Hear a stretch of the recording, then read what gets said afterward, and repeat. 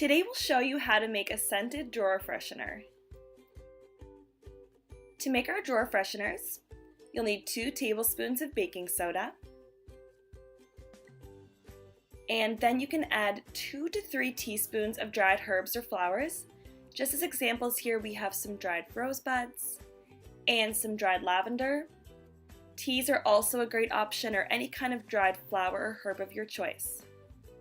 The other option is you could add 6 to 8 drops of essential oils of your choice.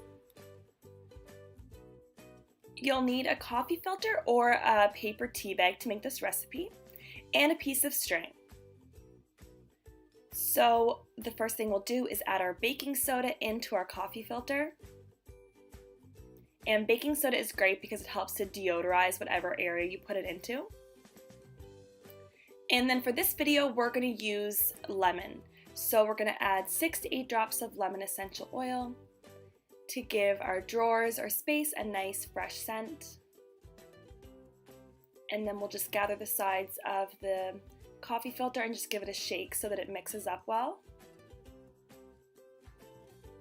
And then you can tie it all together with your string. That's how you make your scented drawer fresheners. These are also great as shoe deodorizers. You can just put one in each shoe and it will take away any odors.